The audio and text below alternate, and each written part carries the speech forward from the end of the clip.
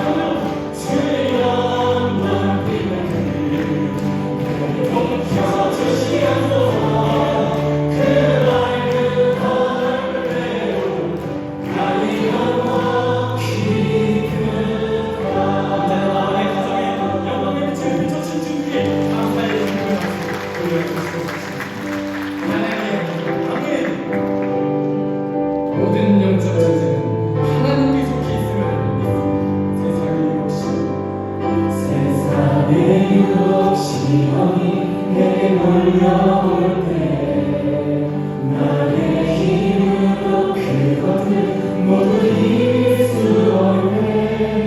거대한 폭풍 가운데 위축된 나의 영혼 어찌할 바를 몰라 헤매이고 있으네. 주 찬양 손을 들고 찬양 전쟁은 나에게 속한 것 아니. 주 찬양 손을 들고 찬양 전쟁은 하나님께 속한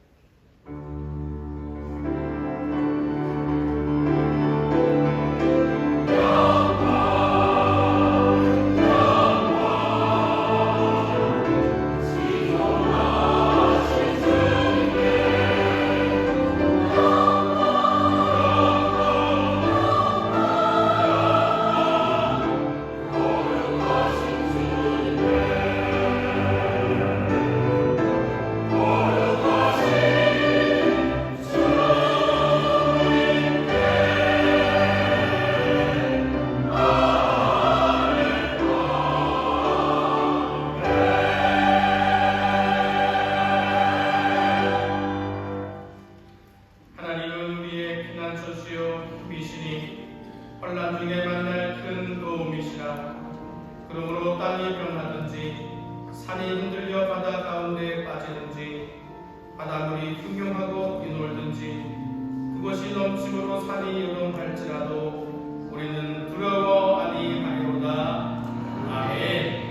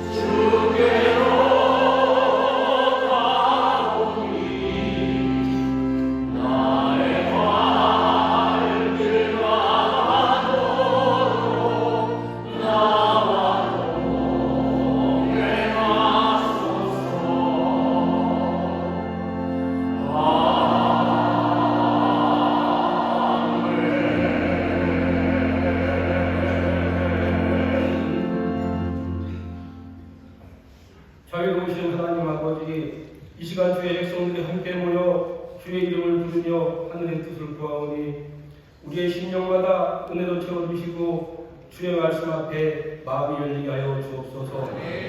육신의 질병, 경제적 고통, 관계의 단절, 삶의 무게로 인해 지쳐있는 성도들이 있다면 이 예배 가운데 다시 살아난 능력을 경험케 하여 주옵소서.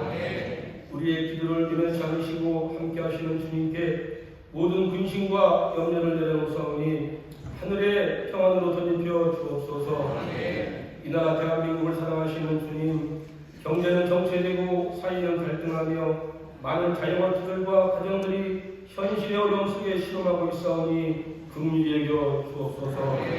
이 땅의 의정자들에게 다른 양심과 분별력을 주셔서 공의와 정의가 회복되게 하여 주옵소서. 국방과 안보, 외교와 교육, 모든 영역에 하나님의 주권이 임하게 하시고 한국 교회가 복음의 빛을 비추도록 붙들어 주옵소서. 하나님 아버지, 우리 교회를 위해 기도합니다. 이 공동체가 더욱 사랑 안에서 하나 되고 말씀 안에서 굳게 서는 교회가 되게 하여 주옵소서. 서로를 세워주며 주님의 말씀을 실천하는 성도가 되도록 인도하여 주옵소서. 또한 새롭게 맡겨진 교역자님을 기억하셔서 영육의 강건함을 주시고 맡겨진 사명을 기쁨과 기도로 감당하도록 은혜를 더하여 주옵소서. 특별히 다음 세대를 붙들어주시고 그들이 꿈꾸고 계획하는 모든 것들이 주님의 은혜와 믿음, 사랑 가운데 다 이루어지게 하여 주옵소서. 진리 위에 세워진 건강한 신앙이 가정과 교회를 통해 온전히 전수되게 하시며 성경을 사랑하고 예배를 사모하는 거룩한 세대로 일어나게 하여 주옵소서. 말씀을 전하실 제호단의 목사님 능력을 더하시고 하늘의 권세와 기름 부으심으로 채워주셔서 선포되는 말씀 가운데 성령이 역사하게 하여 주옵소서. 듣는 자들의 심령이 열리고 말씀의 능력 앞에 순종과 결단이 일어나며 한 사람도 헛되이 돌아가지 않고 주의 음성을 붙잡는 예배가 되게 하여 주옵소서. 이 시간 주사랑에 들어간 찬양대가 올려드릴 찬양을 기쁘게 받아 주옵소서. 절제된 음성과 깊은 사모함이 담긴 찬양이 주님의 보좌 앞으로 향기로운 향이 되게 하시고 듣는 성도들의 마음을 위로하시며 성령의 은혜가 교회에 부어지는 통로가 되게 하여 주옵소서. 사랑하는 하나님, 수고하는 일꾼들을 위하여 기도합니다. 보이지 않는 곳에서 헌신하는 교사들과 봉사자들, 주의 몸든 교회를 위해 수고하는 모든 성길들을 기억하여 주시고 그들의 수고가 헛되지 않게 하여 주옵소서. 2025년 11월까지도 인도하신 예수님의 이름으로 감사하며 기도드립니다. 아멘.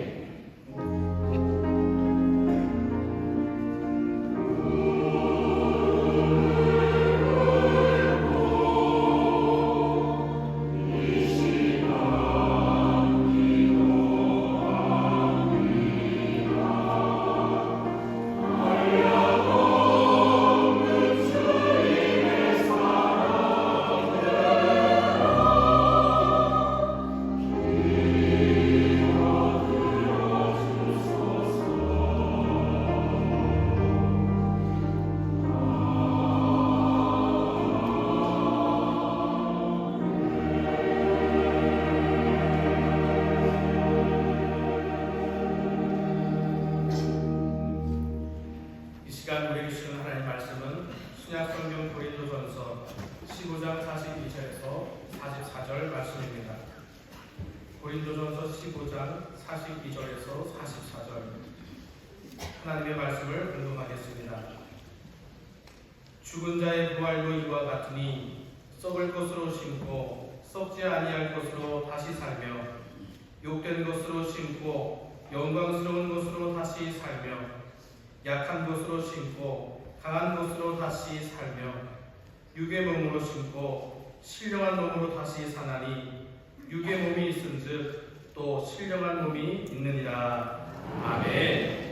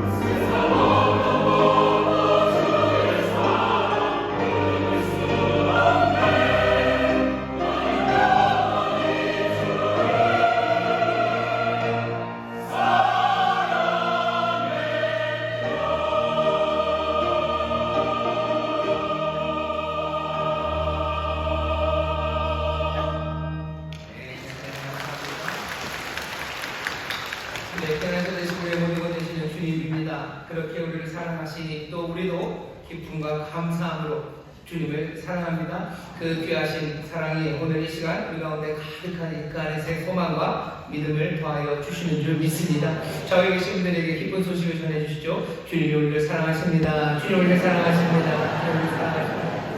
하나 할까요? 사랑하는 주님 우리와 함께 하십니다. 사랑하시는 주님 우리와 함께 하십니다. 아멘. 우리에게 모든 것을 내어주신 주님이신데 주님이 가지고 계신 것이 대단하십니다. 세상의 모든 권세를 가지셨고요. 참된 지혜를 가지고 계시고 또 놀라운 영원한 생명을 가지고 계시는데 아낌없이 얼마든지 우리에게 주시기를 원하시는 좋으신 주님이십니다.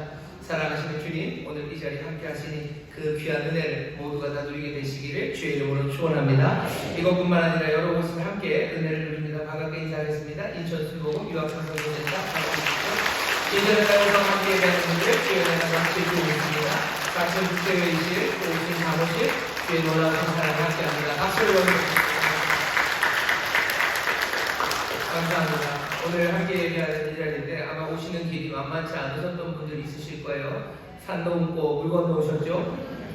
길을 막는 바람에 올림픽도 아니고 인천 마라톤이랍니다.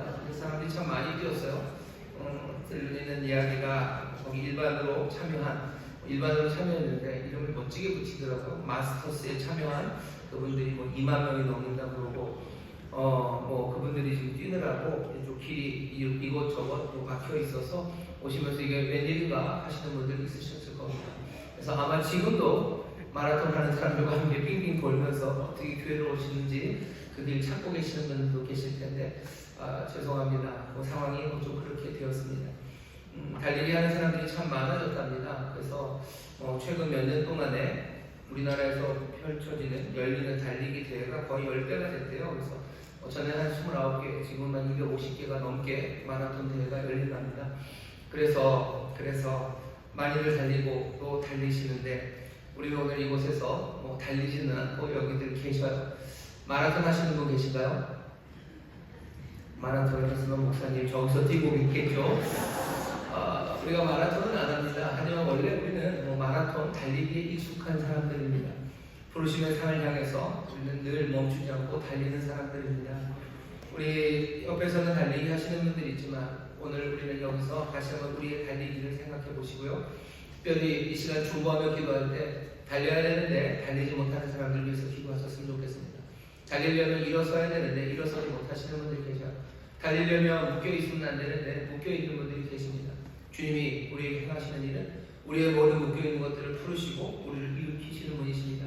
가난한 자에게 복된 소식을 전하시고 슬픔에 빠져있는 사람들에게 기쁨을 주시고 모든 갇힌 자들에게 자유를 선포하시는 그런 주님이시죠. 오늘 주님 우리 달려야 하는데 우리 주저앉아있는 그리고 붙잡혀 있는 우리 사랑하는 이들 능력의 손으로 그 긍휼하심으로 그리고 그 지혜로 자유케 해달라고 질병에 묶여있는 자들 자유케 하시라고 기도하시고 문제에 얽혀있는 사람들 마음의 상처로 어쩔 줄 모르는 사람들 세상의 어둠에 눌려있는 사람들 일으키시고 회복시키시기를 우리가 기도해야 할 줄 믿습니다. 일어나기만 하고 풀렸다고 해서 다 뛸 수 있는 건 아닙니다. 성령의 능력으로 채우시고 은혜로 채우시고 소망으로 채우시고 모든 은사에 부족함 없게 하셔서 달릴 수 있는 힘이 되게 해달라고 보혜사 성령님 함께 하시고 능력으로 채우시라고 또 중보하며 기도하시고 우리가 달려가는 그 길이 온전히 이루어지길 부르심의 삶 그곳까지 가도록 우리가 함께 기도해야 됩니다. 우리 주변에 여러 가지 문제로 주저앉아 있는 분들 일어서지도 걸어가지도 못하는 분들 계실 거예요. 여러분들의 자녀들일 수도 있고요. 여러분들의 부모님들일 수도 있고 사랑하는 형제 자매들일 수도 있습니다. 이 시간 우리 간절히 기도할 때 주여 주님의 나라 그 아버지의 품까지 정말로 복되게 걸어가기를 원합니다. 자유케 하여 주옵시고 능력을 더해주시고 성령님 동행하달라고 우리 간절히 기도하실 때 정말로 우리의 믿음의 완주 달려갈 길을 다 온전히 달려가는 그런 믿음의 사람들이 될 줄 믿습니다. 주여 세 번 크게 부르시고 다 함께 통성을 기도합니다. 주여 주여 주여 아버지 하나님 감사합니다. 아버지 하나님 우리가 아버지 하나님 품으로 달려갑니다. 아버지 하나님 옆으로 향해 나아갑니다. 믿음으로 갑니다. 아버지 하나님 일어서 아버지 하나님 죄를 따라 말씀을 따라 성령의 도심으로 걸어가야 되는 중입니다. 아버지 하나님 믿음으로 걷습니다. 소망을 잡고 걷습니다. 주여 주님 바라보며 걷습니다. 보혜사 성령의 함께 걸어갑니다. 아버지 하나님 이 시간을 약속하며 기도합니다. 아버지 하나님 일어서지 못하는 또한 결과에 묶여있는 일이 있습니다. 아버지 하나님 이런저런 상처로 아버지 마음의 상처로 아버지 하나님 주변의 어둠으로 아버지 하나님 아버지 하나님 자녀로 손을 따르지 못하고 아버지 하나님 발에 묶여있는 여러 가지 문제들과 아버지 하나님 다친 분들과 아버지 하나님 한쪽에 여러 가지 압박 아버지 하나님 회개하고 지치게 하고 주저앉게 하는 일이 있습니다. 주님 우리의 권자가 되십니다. 주님 우리의 권자가 되십니다. 또한 한결같이 그러하십니다. 다친 분들이 오시는 주님이십니다. 우리에게 그 소식을 전하시며 아버지 자유를 선포하고 오신 주님이십니다. 주여 주님으로 오신 능력 강점 말씀으로 우리를 가르쳐 주옵소서. 아버지 하나님 질병으로 인하여 묶이는 자들 가르쳐 주옵소서. 아버지 하나님 왕국에 묶이는 자들 주님 가르쳐 주옵소서.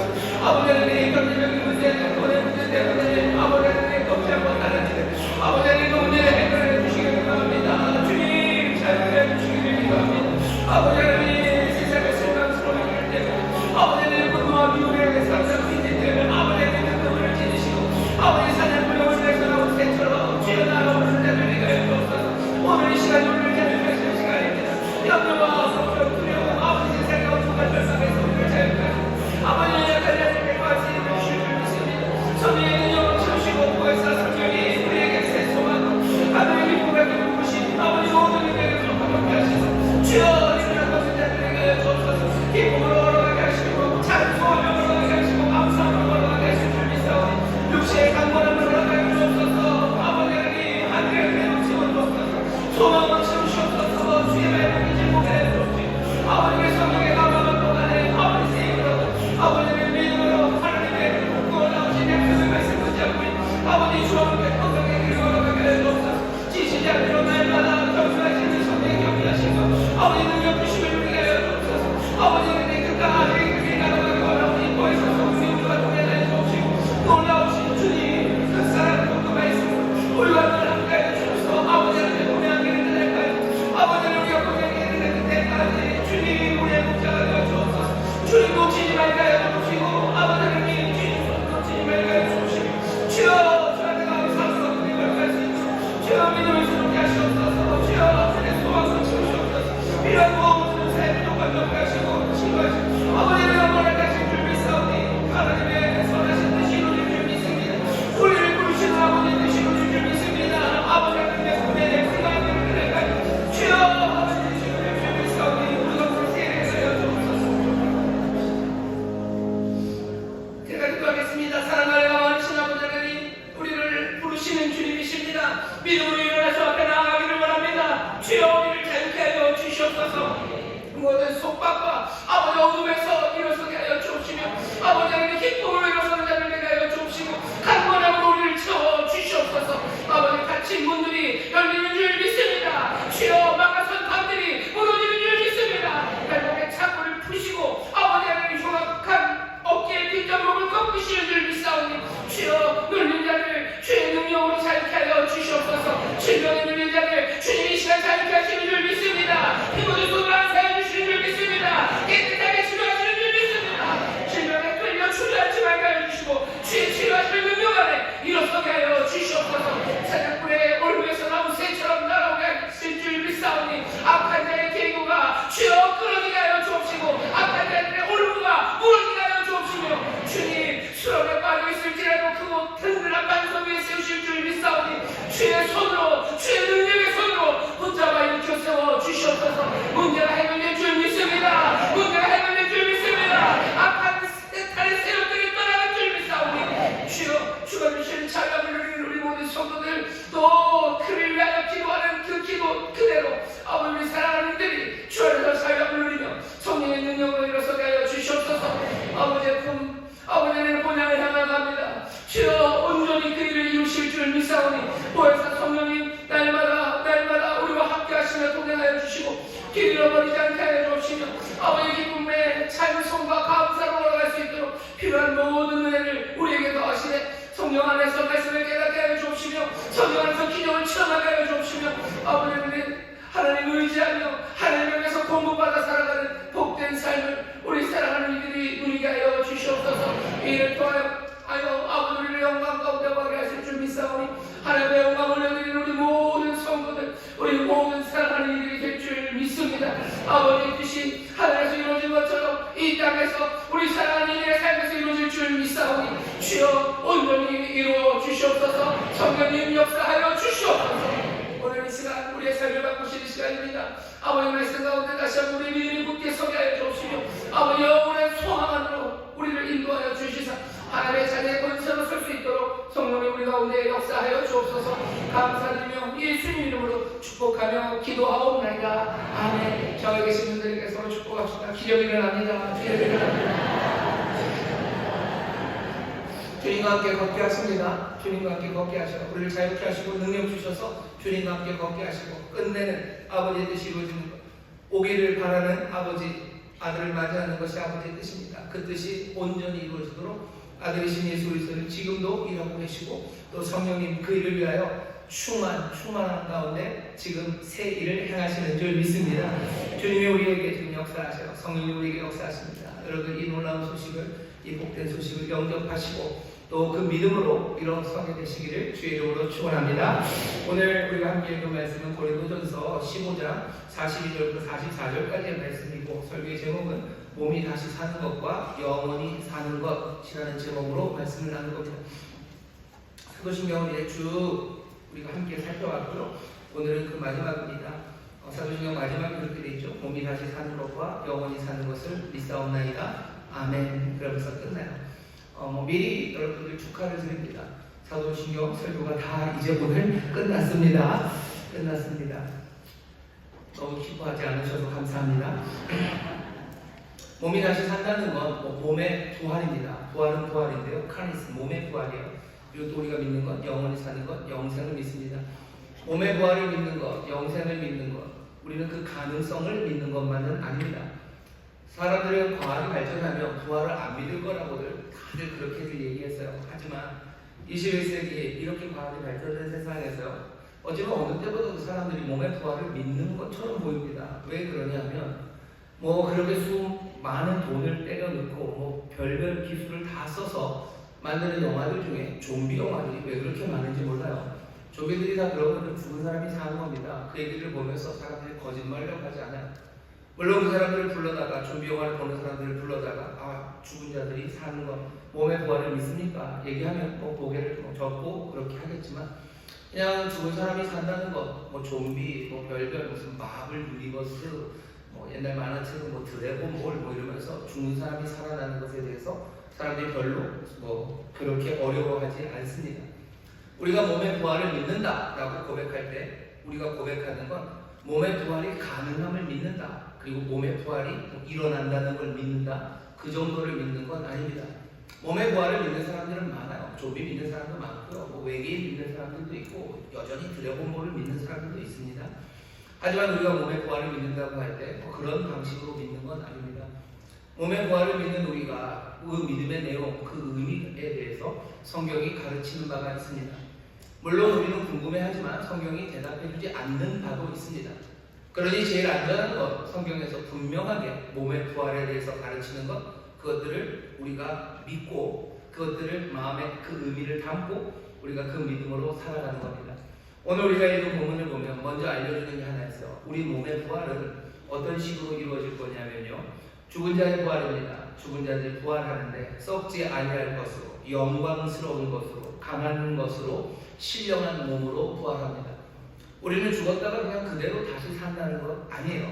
아니면 죽었다가 뭔가 조금 더 나은 모습으로 되는 것도 아닙니다. 성경이 분명하게 말하는 건 죽은 자들이 부활할 겁니다.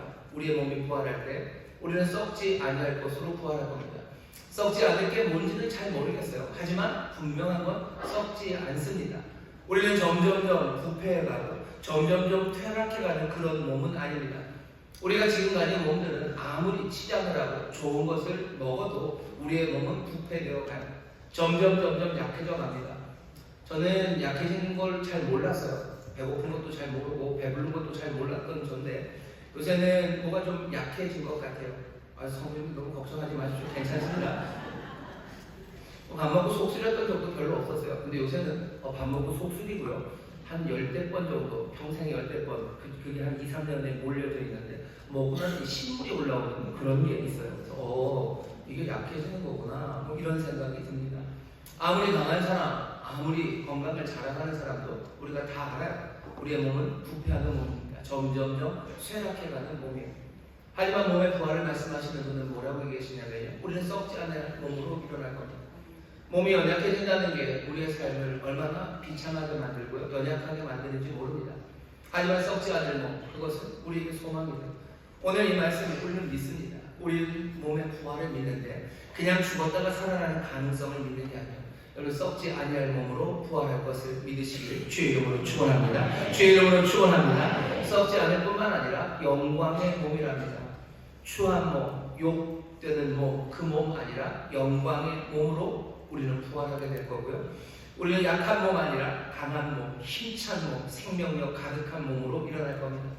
이 모든 것들을 뭐라고 표현하냐면 신령한 몸으로 일어날 겁니다.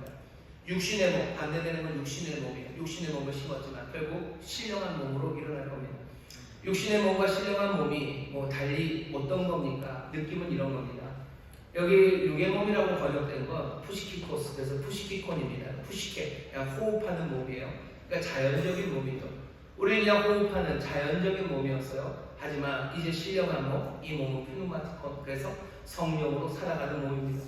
전에는 그냥 숨 쉬며 살았어요. 숨 쉰다는 건 우리 몸에 산소가 들어가고요. 산소가 들어가면서 몸의 여러 기능들이 움직이는 거죠.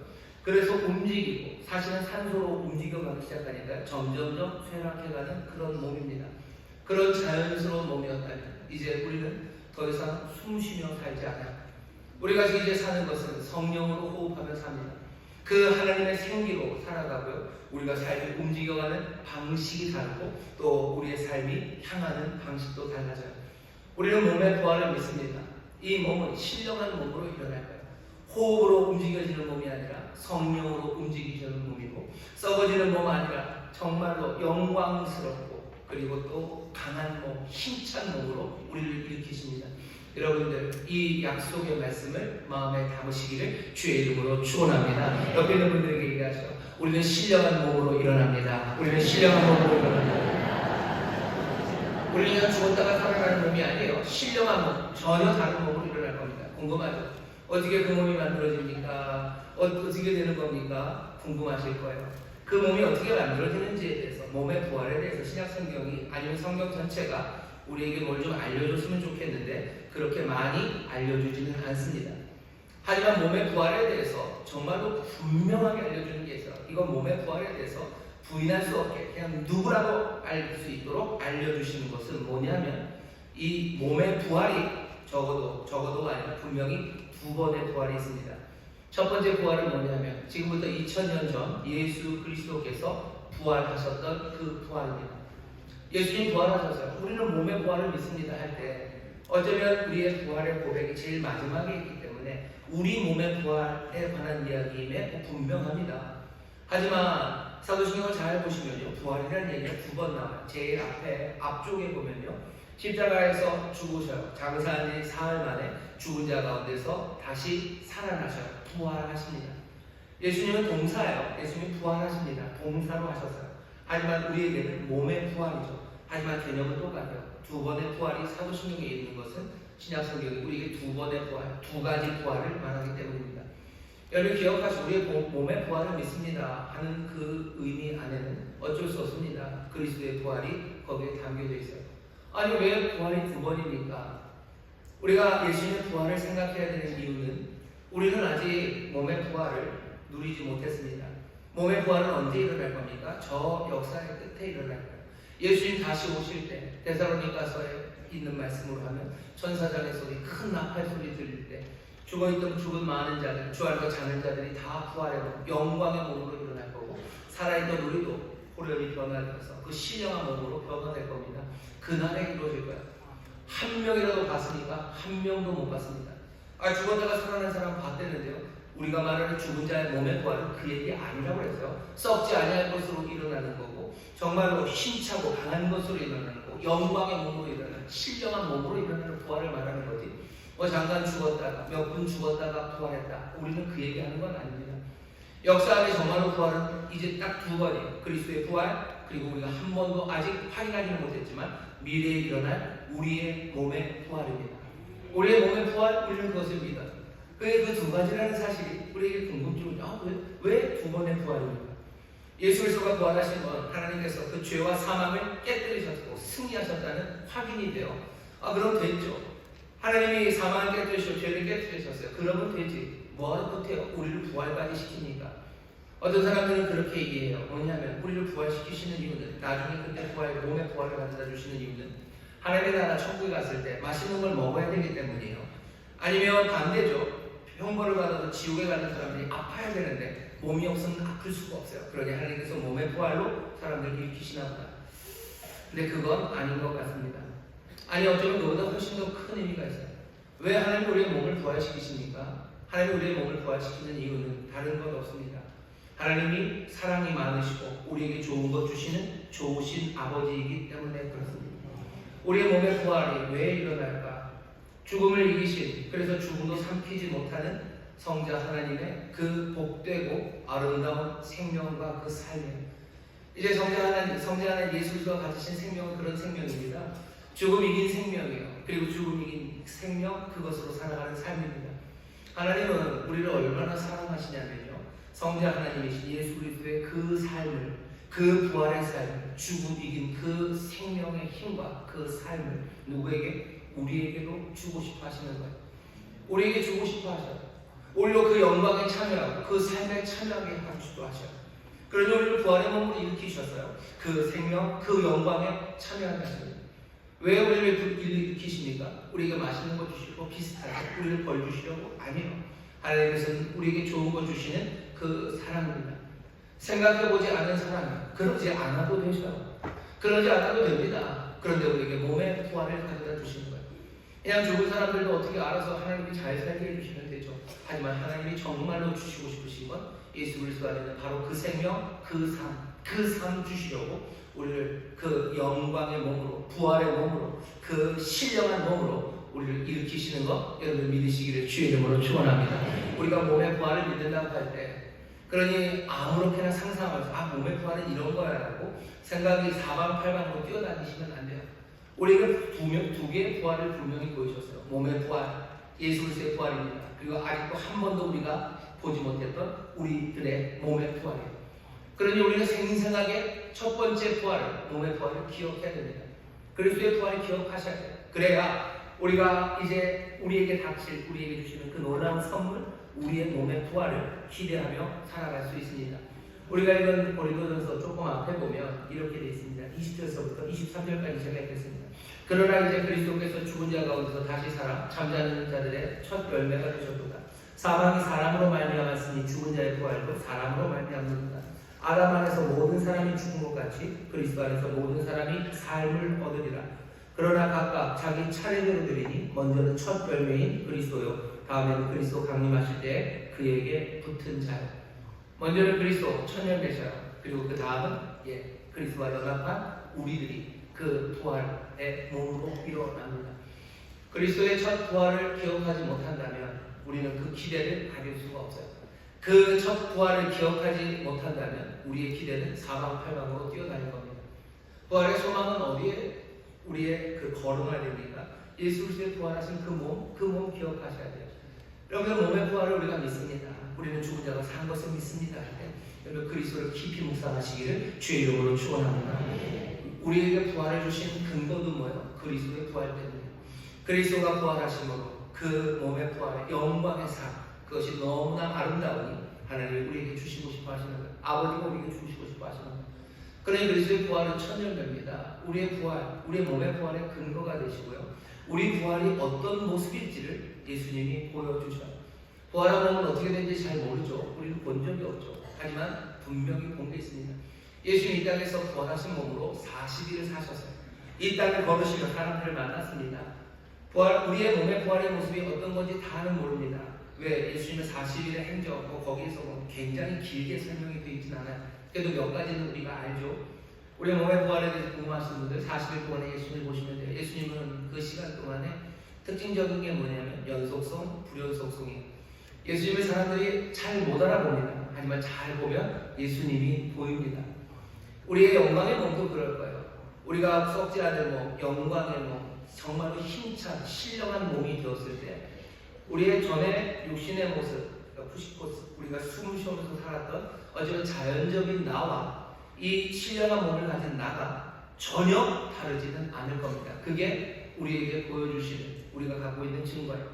사람들은 추상적으로 별별 얘기를 다 할 수 있어요. 하지만 우리는 첫 번째 몸의 부활을 분명히 보았고요. 그 부활의 모습에서 우리 몸의 부활을 기대할 수 있습니다. 여러분들 기대하십시오. 여러분들 한 천국 가서 죽은 분들 다 일어나서 영광의 몸으로 만날 때 못 알아보면 어떡하지? 너무 염려하지 마셔요. 알아봅니다. 알아봅니다. 옆에 있는 분 얼굴 보세요. 제가 알아볼 겁니다. 제가 알아볼 겁니다. 알아볼 겁니다. 하지만 잘 못 알아볼 수도 있대요. 왜냐하면 많은 것들이 바뀌었을 겁니다. 뭐가 바뀌었을까 생각해 봤더니 그런 것들이죠. 우리에게 있는 많은 상처들, 그 아픔들이 치료될 겁니다. 얼굴에 있는 칼자국 어쩌면 사라질 거예요. 성령하신 분들 떨리시겠는데요. 염려하지 마십시오. 염려하지 마십시오. 그날에 어떻게 다 아름답게 만드실 거예요. 아름답게 만드실 겁니다. 하나님께서 얼굴의 상처와 내 몸의 상처들만 치료하시지는 않을 겁니다. 우리 마음에 깊은 상처들이 있어요. 내 마음에 갈갈이 찢어놓은 그것 때문에 내 모습이, 내 삶이 얼마나 이상해졌습니까? 하지만 썩지 않을 몸, 신령한 몸, 영광의 몸으로 우리를 바꾸실 때 그 모든 것들을 바꾸셔. 그러니 어쩌면 찌그러졌던 얼굴들은 세상 밝게 변할 겁니다. 누가 펼 수 없을 만큼 보톡스도 리프팅도 펼 수 없는 그것으로 한이 펴놓으실 거예요. 그러면 긴가 민가 하겠죠. 하지만 염려하지 마세요. 분명히 알아봅니다. 하나님이 그렇게 하실 걸 우리는 어찌게 알아요? 그냥 마음대로 우리가 기대하는 바예요. 아니요. 우리는 그 부활의 첫 번째 모습을 우리는 보았기 때문에 우리는 몸의 부활을 믿고요. 그리스도의 부활하신 그 모습이 어떤지 우리는 봤습니다. 다른 것들은 모르겠어요. 적어도 그것들은 분명합니다. 여러분들 몸의 부활을 믿으실 때 그날 주께서 오시는 그날 우리가 영광의 몸으로 부활의 몸으로 일어서는 그날에 정말 서로를 알아보며 또 함께 놀라며 즐거워할 것들을 기대하시기를 주의 이름으로 축원합니다. 그러니 두 번의 부활이 있다는 게 얼마나 좋은지 몰라요. 예수님 그리스도의 부활을 기억하셔. 그러면 내 미래에 우리 몸의 부활을 기대하기 시작하죠. 이건 우리의 상태에 관한 일만은 아닙니다. 예수님이 부활하셔서 이 땅을 걸어가시면서 이 땅에서 40일 동안 그 부활의 생명으로 하나님을 보이십니다. 하나님이 어떤 분인지를 분명히 보이셔요. 그러니 그 미래에 일어날 우리의 몸의 부활이 일어날 그 시간은 어떤 시간이에요? 하나님의 뜻이 온전히 이루어지는 시간이에요. 그러니 어쩌면 기억하고 기대하는 그 과정 가운데 우리는 계속해서 기억하고요. 계속해서 기대하며 살아갑니다. 시간이 지나가면서 그래요. 시간이 지나가면서도 계속해서 예수 그리스도의 부활을 기억하고 우리의 몸의 부활을 기대하면서 살아가죠. 남아가는 삶의 기대는 결국 하나님이 이루실 그 완성입니다. 부활하신 예수님께서 이 땅에 40일 동안 계시면서 하나님이 무슨 일을 하시는 분인지 그 부활의 생명이 충만한 그곳에서 무슨 일을 하실지 우리에게 분명히 보여주셔서 예수님이 40일 동안 보여준 일은 뭡니까? 아주 간단하게 말하면 우리를 환영하고 우리를 환대하는 하나님 아버지의 모습입니다. 하나님 어떤 분이시요? 그런 분이죠. 예수님이 어떻게 죽으셨는지 여러분들 압니다. 억울하게 돌아가셔서 사람들이 말도 안 되는 죄를 그냥 다 뒤집어 씌워서 그것도 억울하고 힘든데 제자들을 배신하고 다 떠납니다. 홀로 외로이 십자가에 달려 돌아가셨어요.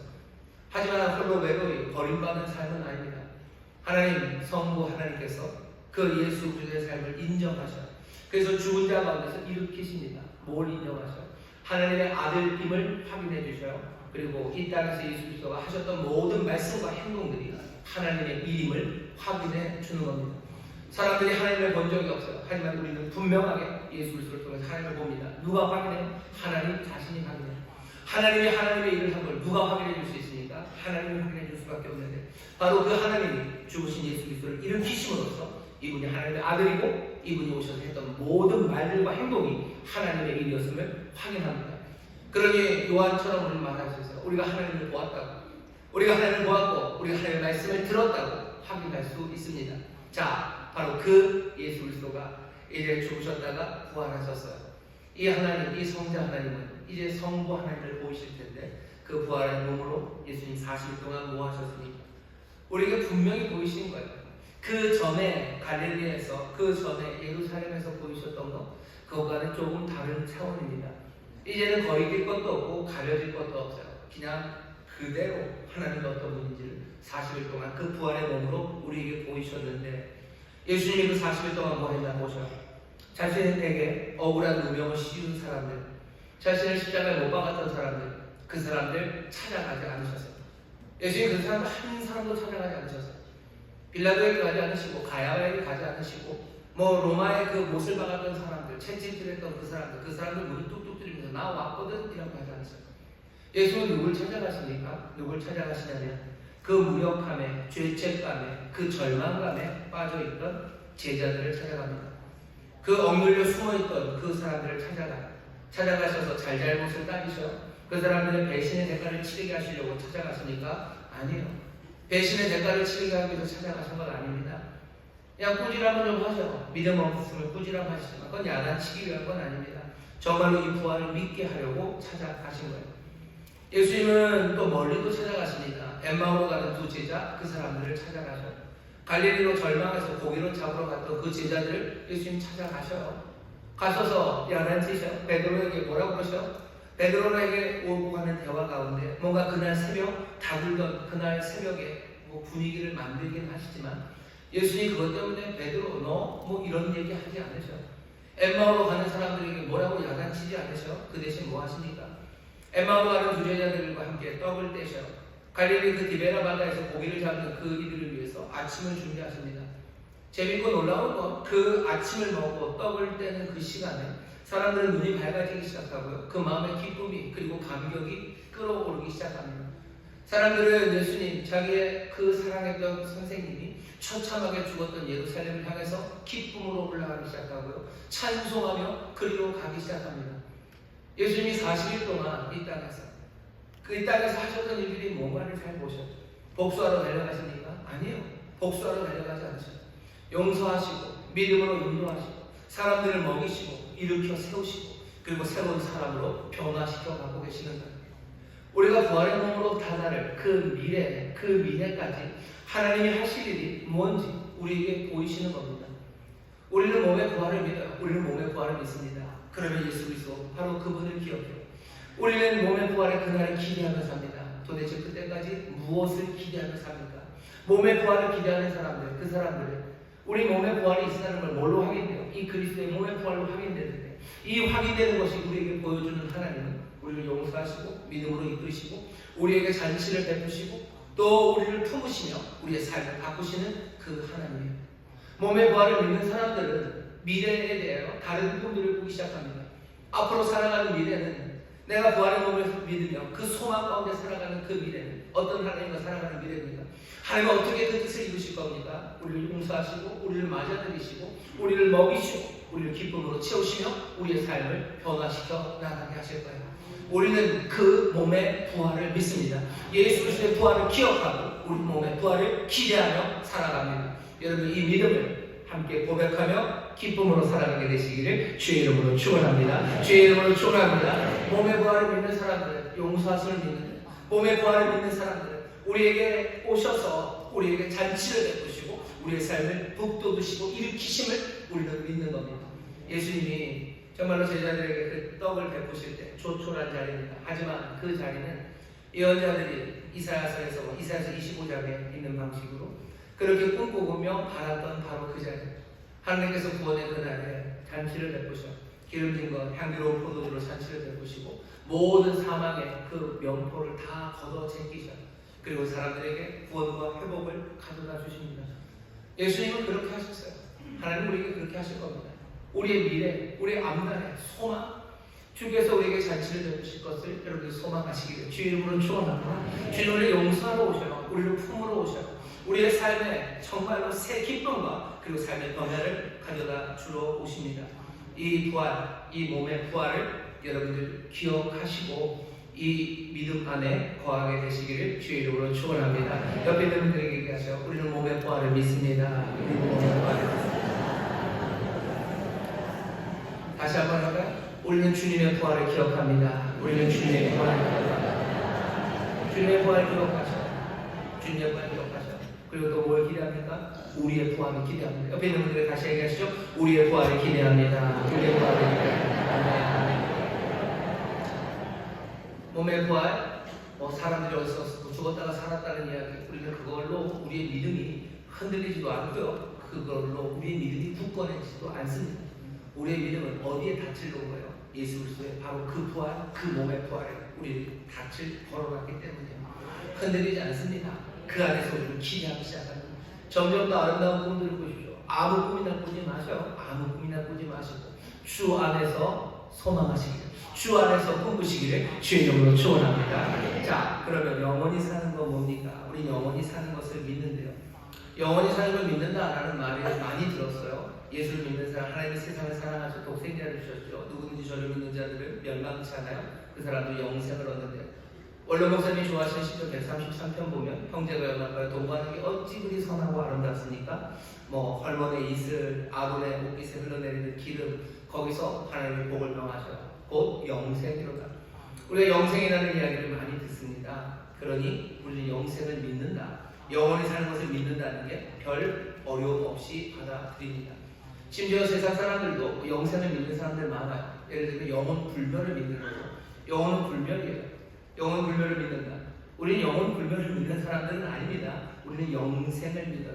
근데 문제가 있죠. 영생이 도대체 뭡니까? 뭘 믿는 겁니까? 듣기는 많이 들었고 좋은 건 알겠어요. 하나님 우리에게 주시려는 것인지도 알겠어요. 그리고 우리는 왠지 그것들을 사모하기도 합니다. 하지만 영원히 사는 것, 영생이 뭔지에 대해서 말하라고 그러면 그게 뭔지는 잘 모르겠어요. 그냥 우리는 믿어요. 나쁘지 않습니다. 하지만 영생이 의미하는 바가 뭔지 성경이 가르치는 것, 교회가 믿어왔던 것들을 우리가 한 번 더 확인한다면 정말로 우리가 믿음으로 붙잡았던 그 영생이 얼마나 풍성하고 또 얼마나 감격스러운 것인지 더 분명하게 알게 될 겁니다. 영원히 사는 것, 이것이 설명이 어려운 이유는요, 그 영원하다라는 말 자체를 우리가 이해하기 어렵기 때문입니다. 뭐 영원은 이터니티라고 해요. 영원은 이터니티야. 그런다고 설명이 되는 건 아니죠. 영원하다는 게 뭔지 사람들은 감을 잡을 수가 없습니다. 왜? 우리는 영원하지 않기 때문이에요. 저희 집사람이 이거 절대로 하지 말라고 그랬는데 지디가 그랬죠. 영원한 건 절대 없어. 그런데 영원한 걸 우리가 본 적이 없어요. 한 번도 경험하지 못했기 때문에 유추도 안 됩니다. 유비도 안 돼요. 그러니 영원한 것을 사람들이 이해하는 방식은 뭐냐면 우리가 경험하는 시간, 그 시간을 비워내든지 아니면 그것과의 반대 개념으로 영원이라는 걸 설명하려고 애를 쓸 뿐이지 우리는 영원하지 않기 때문에 영원을 감당하기가 어려워요. 그리고 이해하기가 어렵습니다. 사람들에서 영혼을 설명하고 이해하는 방식은 보통 두 가지로 나누는데 하나는 무시간성이요. 아템포랄이라고 해서 시간이라는 건 항상 흘러가서 뒤로 돌아가지 않습니다. 시간에는 늘 선후가 있어요. 그러니 영원이라는 건 그것이 없는 거겠죠. 선후가 없는 것, 흘러가지 않는 것. 그렇게 생각하면 도대체 이게 뭔지 알아먹을 수가 없어요. 그냥 영원한 정지처럼 느껴집니다. 앞도 없고 뒤도 없고 흘러가지도 않는 그런 시간이 영원이라고요? 그럼 그게 도대체 뭡니까? 어떤 사람들은 그런 무시간성 말고요, 우리의 시간의 경험이 유한하기 때문에 우리는 그 유한한 시간을 경험합니다. 그러니 거기에 대해서 반대죠. 그것을 뒤집어서 무한한 시간, 앞도 없고 뒤도 없는 끊임없는 시간들, 그것이 영원하다고 설명합니다. 앞에 있는 무시간보다는 이 긴 연속성, 이것이 훨씬 더 와닿는 것 같지만 사실 이 영원함도 만만치 않아요. 시작이 없다는 게 도대체 뭔지, 끝이 없다는 게 도대체 뭔지 우리는 도대체 알아먹을 수가 없습니다. 그런데도 우리는 영원한 생명을 말하고 거기에 대해서 감격을 해요. 뭔가를 분명히 전하는데 설명을 하기가 어렵습니다. 성경을 통해서 이 영원함에 대해서, 영원한 삶에 대해서 우리가 이해하려면 제 생각에 두 가지 길이 있어요. 첫 번째 길은 뭐냐면 하나님께서 우리에게 영생을 주시는데 이 영생을 언제 주는지 우리가 압니다. 언제요? 사도신경에도 나오죠. 우리의 몸의 부활을 믿습니다. 그리고 영원히 사는 것을 믿어요. 우리를 영생으로 인도하시는 그 일은 몸의 부활 그 다음에 이루어진대요. 그 시간들, 요 시간들이 어떤 시간들이요? 예수님께서 다시 이 땅에 오시는 시간입니다. 주님이 오실 때 몸의 부활이 일어날 거예요. 그리고 오시는 그분은 심판하시고 판단하셔서요. 누구는 영생을 얻도록 오른쪽으로 우편으로 상징적이죠. 그렇게 보냅니다. 사람들은 생각을 해요. 그래요? 교회는 그런데 그 마지막 시간, 예수님이 다시 오시는 그 시간을 즐겁게 기다립니다. 속이 없어서 바보라 그런가요? 뭘 오해한 건가요? 예수님 오셔서 그냥 무조건 다 어떻게 해주시는 거 아니고 심판하시는 걸 분명히 아는데도 교회는 즐거워합니다. 우리가 완전하지 않다는 걸 우리가 알아요. 그런데 왜 심판하는 그날을 즐거워합니까? 심판받는 시간은 늘 두렵고 떨리는 시간이에요. 우리가 부족한 걸 알기 때문이죠. 뭔가 못난 걸 알아요. 여러분 경찰서에서 전화 받으시면 기분 좋으신 분 있으세요? 없어요. 없습니다. 어디서 괜히 법원에서 뭐가 하나 오면 이게 뭔가 싶고 철렁하고 뭐 거기 뭐 기소 뭐 이런 말 들어있으면 이게 뭔가 싶은 거예요. 잘못한 게 없어도 그래요.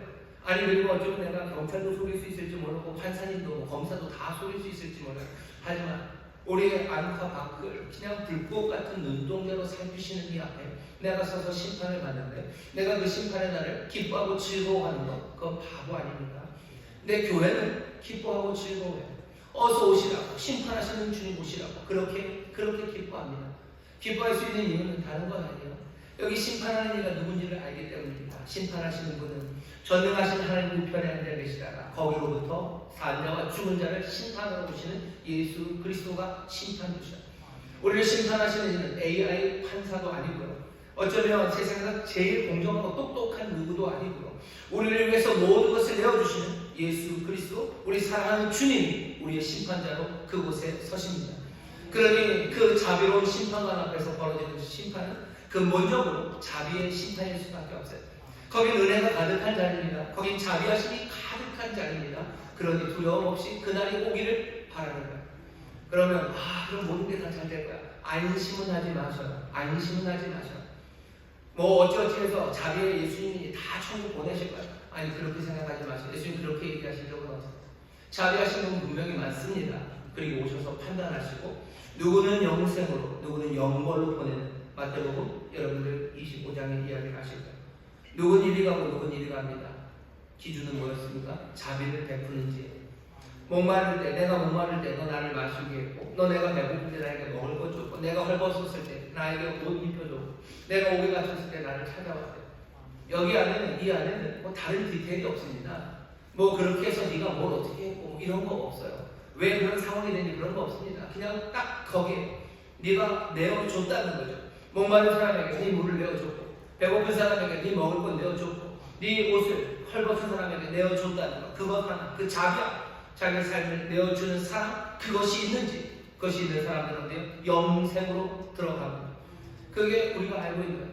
영생은 누가 얻을 겁니까? 누가 얻을 겁니까? 몸의 부활, 그리고 그 자비함, 그것이 조건이에요. 여러분들 이게 너무 심합니다라고 생각하지 마세요. 만약에 여러분 생각을 해보죠. 영원히 산다고 생각했을 때 우리가 자비함이 없는 사람이 영원한 그 나라에 들어간다고 생각해보죠. 그 나라는 내 소유의 만족, 내 욕심이 채워지는 나라도 아니고요. 내가 남을 짓밟는 나라도 아닙니다. 내 삶의 기쁨을 사람들은 어떤 식으로 마련해요? 남들보다 더 많이 갖는 거예요.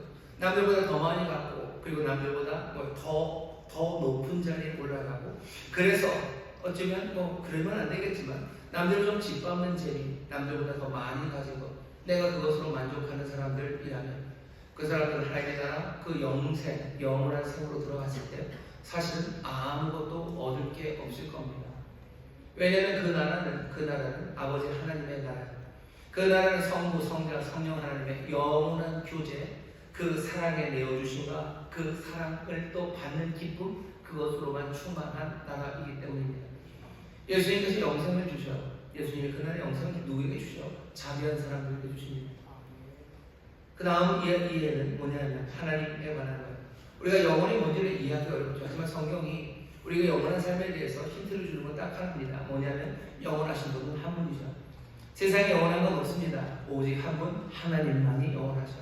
우리가 영생을 누린다는 건 어떻게 해요? 영원하신 하나님과 함께, 아니 어쩌면 영원하신 하나님 안에서 우리가 살아가는 삶, 그 삶이 영생입니다. 그것 말고 성경 안에 영생은 없어요. 영원한 건 없어요. 오직 하나님만 영원하십니다. 세상 모든 것을 하나님이 만드셔서 시간이 있어요. 그러니 영원한 건 없죠. 하나님만이 영원하죠. 그럼 우리에게 그냥 이렇게 얘기해 주시면 편해요. 1000년 만년을 살게 해주겠다. 아니면 따질 거면 우주의 나이가 200억 년 이러니 너희들도 그 정도 200억 년쯤 살게 해주면 하나님 그렇게 하지 않는 거죠. 하나님 우리에게 영생을 주신다고 하셨어요. 영생이 말하는 말은 영원하신 하나님의 삶, 그 생명, 우리가 안에 사는 겁니다. 영원하신 하나님의 생명이라는 건 교회는 어떻게 이해하냐면요. 성부, 성자, 성령 하나님, 그 끊임없는 사랑으로 내어주심과 그것들을 받는 그 영원한 생명을 말해요. 우리를 그리로 부르십니다. 우리를 그리로 부르죠. 우리가 그 안에서 뭐 하겠어요? 우리가 하나님 위에 올라가서 뭐 할 겁니까? 하나님보다 뭐 해서 어떻게 할 겁니까? 아니, 우리가 그 안에서 할 수 있는 일은 정말로 영원하신 하나님을 닮아 우리의 사랑을 내어주고 또 그 사랑을 받으며 살아가는 것, 그게 답니다. 그러니 우리에게 영생을 주신다고 하셨을 때 그 영생이라는 건 뭡니까? 그냥 길게 사는 삶, 아니 그런 개념은 다 떨어뜨려 봐야 돼요. 왜? 아예 영원이라는 것을 우리가 이해하지 못하기 때문입니다. 영원한 삶, 영생을 주신다 하셨을 때 우리가 마음에 담아야 되는 건 삼위 하나님 그 안에서 영원히 하나님과 교제하는 삶이에요. 영원히 사랑하는 삶이에요. 자비함으로 내 삶을 내어주고 내가 내 삶을 받는 삶입니다. 그 삶이 어떻게 이루어질지 그 그림을 다는 모릅니다. 하지만 분명한 건 우리는 그 사랑을 살 거고요. 그 영원한 삶이 어떤 것인지 하나님은 우리가 이 땅에서 맛보며 살게 하는 거예요. 몸에 부활한 사람에게 영생을 주시지만 우리가 또 아는 게 뭐죠? 우리가 주를 믿을 때 우리가 이 땅에서 영생을 받아요. 지금 영생을 누립니다. 그 하나님 안에서의 그 삶을, 영생을 지금 우리에게 주셔서 지금 어떻게 살게 하셔? 하나님 안에서, 그리스도 안에서, 성령 안에서 살아가게 하셔. 뭐하며? 자비를 베풀며 사랑하며 살아가게 하셔. 보상 하나도 없이도 선을 행하는 사람, 핍박이 오고 어려움이 와도 의를 따라 걷는 사람, 내 만족, 내게 가져다 주는 것 아무것도 없어도 다른 사람들을 사랑하며 살아가는 삶, 그 삶으로 변화되어 가게 하시고 그 삶을 누리도록 지금 우리에게 영생을 주시는 겁니다. 예수 믿는 사람들에게 현재가 굉장히 중요해요. 왜 중요한지 아세요? 지금 뭐 잘해서 이 생에서 복을 받기 위해서 현재를 잘 살아야, 아니 그런 것도 아닙니다. 지금 잘하면 죽음 이후에, 죽음 이전의 삶과 죽음 이후의 삶에 어떤 인과가 있어서 여기에 대해서 뭐 다 계좌 적립하듯이 쿠폰 찍듯이, 그래서 나중에 상 받고 벌 받기 때문에 지금 잘해야 되는 것, 우리는 그런 식으로 생각하지 않습니다. 지금 우리가 살아가고 있는 현재의 삶이 중요한 것은 바로 이 삶이 하나님께서 우리에게 주신 선물의 삶이고, 이곳에서 영생을 누릴 수 있도록 우리에게 모든 은혜를 주시며 그 영생의 삶을 살도록 준비하시는 그 삶이기 때문에 오늘 영생을 맛보며 사시기를 주의 이름으로 축원합니다. 그 영원한 삶을 준비하며 사시기를 주의 이름으로 축원합니다. 우리가 천국을 준비하며 산다고 그래요. 우리가 천국을 준비하죠. 영생을 준비하죠. 뭐 준비하십니까? 이렇게 하지 말라고 했는데 영생을 뭘 준비하셔요? 준비해야 되는 것, 그런데 사랑을 준비하시는 거예요. 왜? 거기에는 그냥 하나님의 영광만이 가득해요. 아버지와 아들과 성령 안에서 그 풍성하신 은혜 안에서 우리가 살아갈 세상입니다. 여러분, 자비가 익숙하지 않으면, 사랑으로 내어주는 게 익숙하지 않으면 그 나라는 정말로 그 영원한 삶을 따분해 미칠 겁니다. 그러니 하나님 거기다 드리지 않으시는 것 같아요. 어찌나 하나님의 은혜겠죠. 그런 사람들 어디에 가는 게 나아요? 그냥 지옥에 가는 게 나아요. 왜? 지옥이 좋아요. 거기 가면 짓밟을 수도 있고 욕하는 재미로 살고 남들보다 더 많이 가는 재미로 살고 남들 빼앗는 재미로 사는 사람들 그리로 가는 게 나아요. 하나님이 자비로 판단하시고 은혜로 판단하신다는 게 뭘까? 어쩌면 가장 합당하고 너네들이 행복할 수 있는 곳, 그곳으로 보내주겠다 하는 거 아닐까 싶습니다. 우리가 예수를 믿습니다. 예수를 믿음으로 하나님의 자녀가 되는 권세를 가져요. 하나님의 자녀가 되고 예수를 믿음으로 우리가 영생을 누려, 그리스도를 믿음으로 그리스도를 신뢰하고 거기에 소망을 두고 우리의 삶이 정말 하나님의 자녀답게 그 하나님들 형상을 닮아 사랑하고 내어주기 시작하는 삶, 그 삶을 이 땅에서 맛보는 겁니다. 어디에서? 교회에서 그 일을 맛보는 거예요. 여기 사랑의 교제 가운데 우리는 영생을 여기서 맛봅니다. 그 영원한 천국을 이 교회에서, 이 공동체 안에서 준비합니다. 믿음의 사람들 함께 모인 곳에서, 믿음의 가정에서 서로 사랑하고 그 안에 기쁨을 맛보며 그 영원한 나라, 그 영생을 맛보며 훈련하는 것, 우리는 뭘 믿어요? 우리는 영생을 믿는 사람. 우리는 영원히 사는 것을 믿습니다. 우리는 그냥 즐기게 살 거다, 200년 넘게 살 거다, 우리는 그걸 믿는 게 아니에요. 그 삶이 얼마나 지속될지는 영원하신 하나님 안에서 하나님이 우리에게 주실 거예요. 영원하신 하나님 안에서 나는 삽니다. 우리는 이 땅에서 영생을 사는, 우리가 사는 영생의 삶이 뭐 얼마나 깁니까? 어떤 사람은 예수 믿고서 그냥 뭐 한 2달 정말 그 기쁨 안에서 그 영생을 누리며 살다 가시는 분들이 있어요. 그 삶은 영생입니까? 영생입니다. 2달밖에 안 되는데 영생입니다. 왜? 하나님 안에서, 그리스도 안에서, 성령 안에서 살아가기 때문입니다. 이 삶은 주께서 우리의 몸을 다시 일으키실 그때 주께서 우리를 또 그 영원한 생명, 그 나라로 우리를 인도하실 때 그곳에서 그 영생을 누리며 살아갑니다. 영생을 맛보는 여러분들, 영생을 누리게 될 줄 믿습니다. 우리가 믿는 바, 우리 영원히 사는 것을 믿습니다. 우리 사도신경의 제일 마지막은 아멘이에요. 아멘, 믿습니다. 우리는 믿어요. 그리고 기다립니다. 몸의 부활을 믿고 기다립니다. 그리고 영원히 사는 것을 믿고 기다립니다. 우리는 믿음이 있습니다. 그 믿음은 항상 내용이 있어요. 믿음은, 그 내용이 있는 믿음은요, 소망, 그 소망에 필요해요. 왜냐하면 기다림이기 때문이에요. 소망도 마찬가지입니다. 소망은 믿음이 필요해요. 아무거나 기다리는 건 아닙니다. 우리는 몸의 부활, 그리고 그 영생을 기다리는 사람들이에요. 믿음은 소망이 필요하고 소망은 믿음이 필요합니다. 우리는 믿음으로 아멘을 합니다. 또 기다림 가운데 아멘을 외치는 사람들이에요. 사도신경의 제일 마지막, 그 마지막에는 가장 크고 그리고 복되고 아름다운 소망찬 아멘, 그 아멘이 울려 퍼집니다. 사랑하는 성도 여러분들, 몸의 부활에 대해서, 정말로 영원한 영생에 대해서, 그리고 그 하나님, 그 성령님과 그 예수 그리스도에 대해서 믿음, 일에 있는 믿음, 또 기다리는 소망으로 크게 아멘하며 살아가게 되시기를 주의 이름으로 축원합니다. 주의 이름으로 축원합니다. 여러분 얼굴 보시면서 얘기하세요. 우리가 믿음으로 삽니다. 우리가 믿음으로 삽니다. 다시 한번 할까요? 기다림의 소망으로 삽니다. 기다림의 소망으로 삽니다. 우리는 몸에 다시 사는 것과 영원히 사는 것을 믿고 기다리며 아멘하며 살아갑니다. 예수 그리스도의 몸의 부활 절대로 잊지 마시고 내 영원한 삶은 하나님 안에서의 그 삶을 기억하시고 정말로 사랑으로 살아가는 그 영생을 맛보시고 그리고 영원히 누리는 우리 모든 성도들 되시기를 주의 이름으로 축원합니다. 기도하겠습니다. 하나님 감사합니다. 우리의 고백, 우리의 믿음, 우리의 기다림의 소망, 아버지 것이 무엇인지 우리를 가르치시니 진리의 영이신 성령님, 지혜의 영이신 성령님, 우리를 이 믿음, 이 의미로 인도하여 주옵시고 소망의 영이신 성령님, 정말로 이 복된 진리가, 이 놀라운 약속이 우리에게 온전히 이루어지는 그날까지 성령의 도우심으로 소망 가운데 기다리는 하나님의 사람들 되게 하여 주옵소서.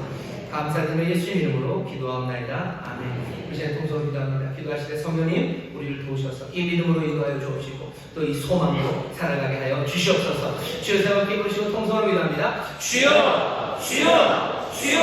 아버지 하나님 감사합니다. 우리가 믿는 바, 아버지 하나님 우리가 믿는 바, 아버지 하나님 우리가 마음대로 믿는 바 아닙니다. 아버지 하나님 떠나는 일들이 아버지 믿음의 세상에 아니고 하나님의 말씀 안에 아버지 하나님 우리가 붙잡아야 될 것, 아버지 하나님 그 분명히 깨달아갑니다. 그것으로 충분합니다. 이만큼 알려주시니 아버지 그것 안에 구합니다. 아버지 하나님 성령으로 말미암아 진정하신 성령님 우리를 원하신 집에 인도하여 주옵시고 소망하신 성령님 아버지 이것이 우리는 그날까지 아버지 하나님 소망으로 기다리시고 지치지 않도록 날마다 은혜를 가시고 우리와 함께 걸으시며 우리의 보혜사하고 주님을 믿사오니 성령이 구하신 성령이 도우시고 하나님의 자녀들 함께 은혜의 사람들 함께 소망의 사람들 함께 사랑하게 되어 주시옵소서. 아버지 하나님 진리 아버지 하나님 거기에 같이 내려가여 주옵시고 아버지 하나님 그곳에서 소망으로 기다리는 자녀를 가여 주옵소서. 아버지 하나님 양함으로 기다리는 건 아닙니다. 아버지 우리가 분명히 기다리는 건 있습니다. 아버지 하나님 믿음으로 붙잡습니다. 주여 약속을 믿습니다. 몸의 부활을